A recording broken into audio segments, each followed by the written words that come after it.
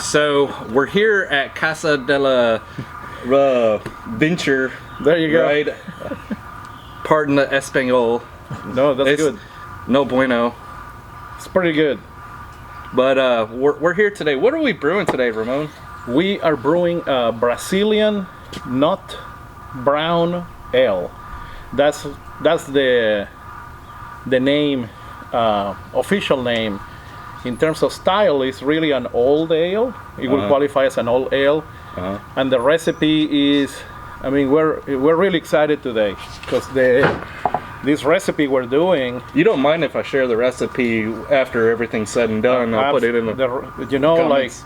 Like all home brewers, all recipes are available upon request. So that's what makes our hobby fun and accessible. It's this recipe is very legendary.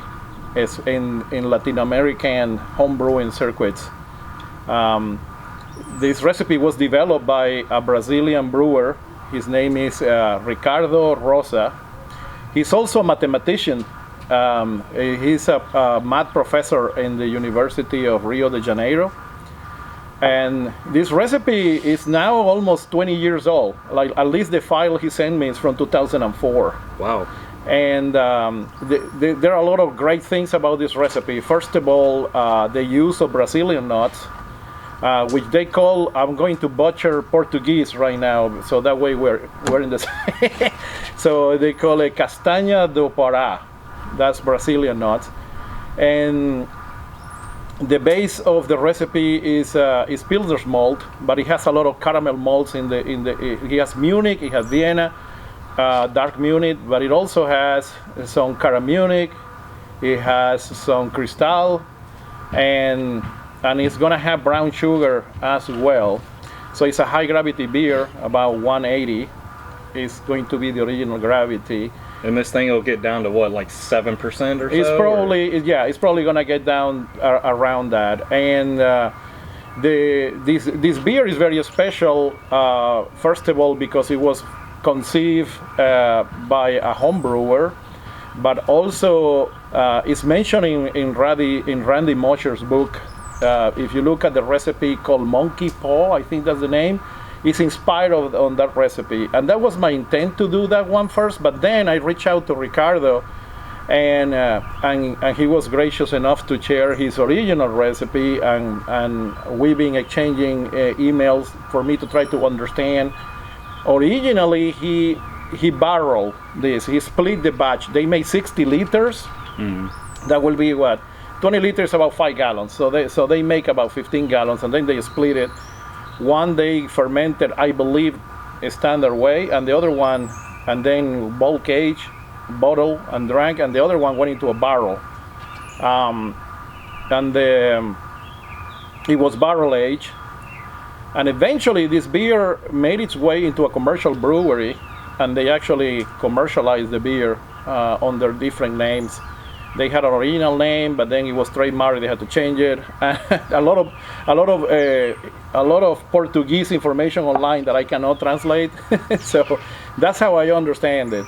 So we conceived the idea of honoring this recipe like we honor the Dorada Pampiana back then, originally from Argentina, and we're always looking for interesting recipes that Latin American homebrewers have. These culturally inspired, important recipes. Correct, and they have either ingredients or a local context that is important to them. And I think as homebrewers, sometimes revisiting these older recipes, interesting recipes. I've never brewed an old ale.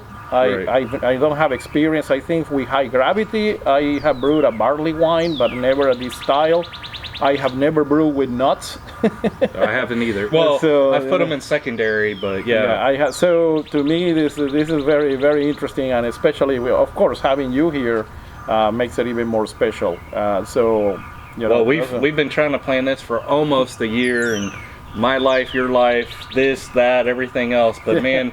Thank you so much for having me over. No, man. I'm really loving and crushing this Maverick Ale that you've got here. And oh yeah, no, I'm glad you liked it. We're very proud of this beer. This actually I brewed this back in November the first time. My family from my wife family and my family from Spain were coming to visit us from the for the holidays, and they wanted to try some home brews, but they're mostly commercial Pilsner drinkers. So I was trying to come up with some beers that they wouldn't find too strong, maybe too hoppy, or maybe, you know, too bitter or something like that.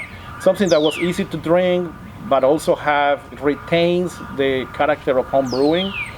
So without it being overly homebrewed, oh, this is disgusting. What are you're trying to poison me? That exactly. That's you know, sometimes right now in home brewing we're like in the triple imperial marshmallow stouts or whatever the case might be, and if that's your thing, there's nothing wrong with that. Nothing wrong with that. In fact, I enjoy them very much. Right. But for the family, I wanted to introduce them to something that they would enjoy, and then they wouldn't go back to Spain saying, "Oh, you know, my American homebrew sucks." my brother-in-law just makes out lousy beer, and he thinks that's a hobby."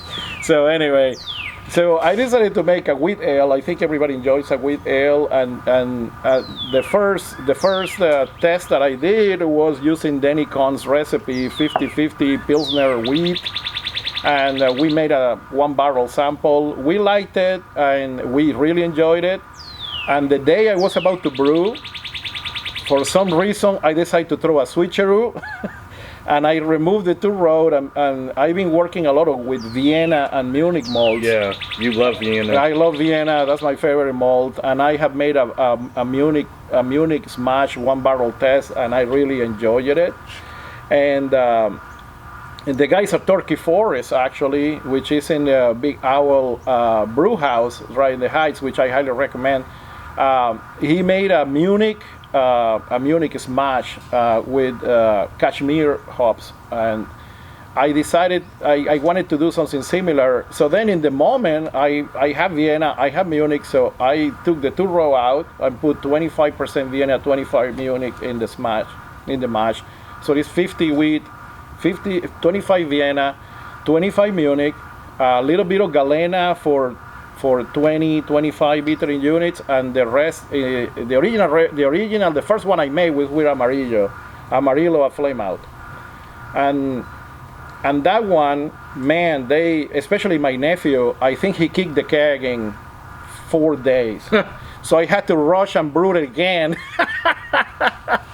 And I used, I think, Lutra Kivike just to get it done in 3-4 days. And but it didn't have more Amarillo, so I used Riwaka. And so that's the one you're tasting right now. The last 3 gallons of Riwaka that I saved, so he didn't drink the whole thing. Right. You know. So I really like this beer. So I think the switch really worked out, and it's very venture because it has Vienna and New Zealand hops on it, and Quebec. So there's nothing more venture brewing than that. You know? No, you guys go crazy. I know we got a crazy brew day ahead of us. You guys party while you brew. Right now we got the pizza oven going. We got the grill warming up. So I think we mash in. Yeah, I think we're gonna eat pretty good. Well, it's time to hang out for a little bit. We'll catch you guys later. And what a fun brew day that was. This is one of those brews that it's going to take a little bit until it has time to ferment out and mature enough. We hit all of our numbers as far as the volumes go, and we were a little over on the OG just by like 3 points. So feel really good about it. We basically brewed this at the beginning of spring, maybe just right before spring. So we're thinking that by the time that it has time to kind of ferment out, mature, carbonate and all that, it's going to be right around Thanksgiving time before we can sit down and kind of do the taste test on it and all that, talk more about this beer. But it's such an exciting project to be a part of, and such an exciting like just kind of brewing history, right? To be able to take part of it with my friend Ramon here, that I wanted to kind of get this video out, let some people kind of see the recipe, talk about it a little bit and things like that, kind of see about getting some of y'all as excited about it as I am. Some of these historical and culturally important brews are pretty fun to experience, research, and kind of go down that whole rabbit hole of, you know, like some lost ales, some lost beers, and you know, wines, and all that other kind of stuff like that. But it was a beautiful brew day, and I feel like Ramon and his crew over there at Casa de la Venture treated me awesome. You know, I've seen some stuff of them partying, so it was pretty fun to, you know, go over mash, and then we eat, and then, you know, we move on to the next process of brewing. You know, after we're done vorlofting and we're waiting for the kettle to come up and to boil, you know, we eat again, and then, you know, during the boil we're eating, you know, we're drinking beer, we're having good times and stuff like that. And you know, to be kind of just brought in, you know, not only as a friend but as somebody that felt like a family member there with the crew and stuff, and hang out with some of these guys, and, you know, all that, just to kind of just hang out and brew. You know, it was an awesome experience. Those Brazilian nuts, man, they really seem to add a little extra to that mash, so that was kind of surprising. You know, the aromas and stuff that came off of that transitioned into the wort. After the boil, you would kind of still smell it. So you know, just an awesome brew day with some friends. I'm happy that you guys came along and experienced some of this brew day. Be sure to you know, keep an eye out for the reveal of this beer. I think it's going to be a fun and exciting thing, and I can't wait to share it with Ramon and share it with you guys. So cheers to everybody for hanging out here, watching this video, and you know, we'll catch you guys next time. Bye.